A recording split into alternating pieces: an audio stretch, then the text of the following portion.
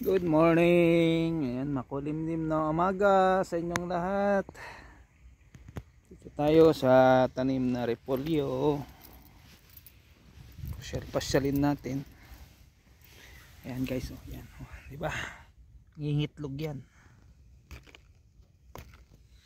Kasi maaga pa, wala pang araw. Yan, nandyan muna yan, nagtatambay, tutulog din.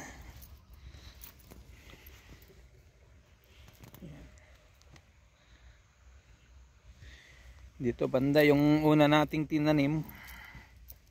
Medyo okay naman na.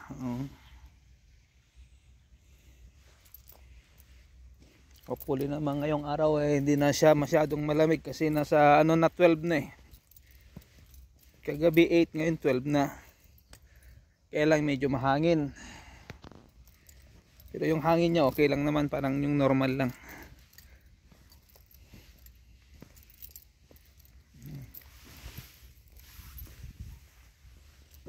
Pinapasyal natin kasi baka mamayang hapon lagyan na natin to ng pataba ulit kasi yan may mga mga namatay. Ayan.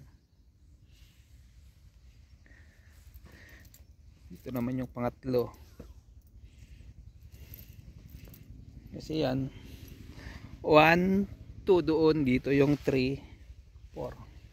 Ang pasyalin natin, tignan natin kung may nadali bang yan mapansin nyo yan, pangkuhol at saka yan, mga daga.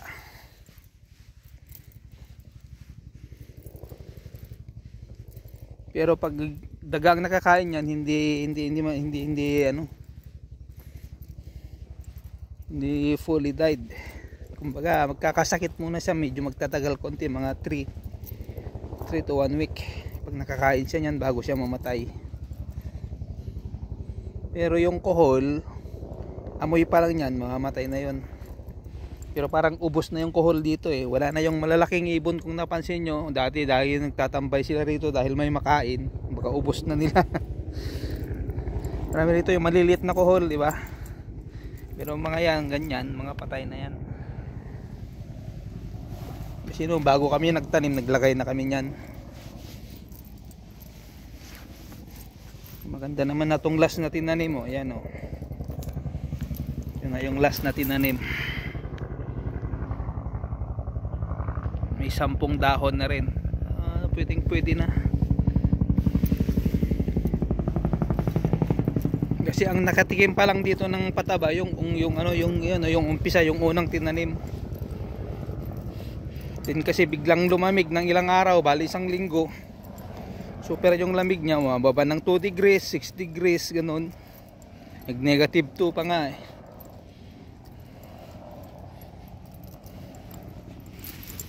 Natubong ganyan, tinatanggal natin. Yung papansin nyo, wala siyang damo, di ba? Wala siyang masyadong damo. After after 1 week.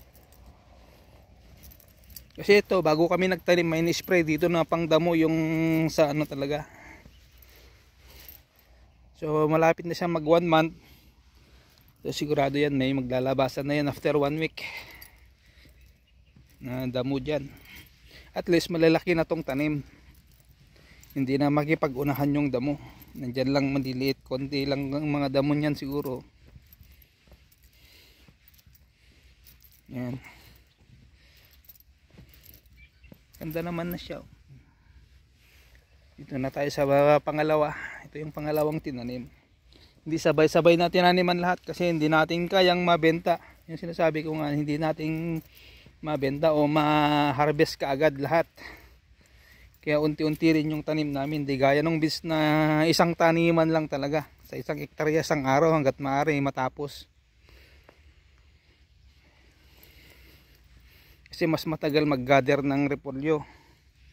Saan pipiliin mo pa yung malalaki, sasegregate mo yung maliliit. Gaya rin ng beans na sasegregate mo yung pag nagkarton ka yung class A, class B. Pero pag dyan sa mga delivery lang, okay lang. So ito yung update natin sa ating repolyo. Hopefully na umaraw, ayan pero ayan makulimlim dyan. Ayan. Dito medyo okay naman. So hanggang dito na lang. Thank you so much. At ito na yung tanim nating repolyo. Goodbye everyone. Thank you so much. Bye.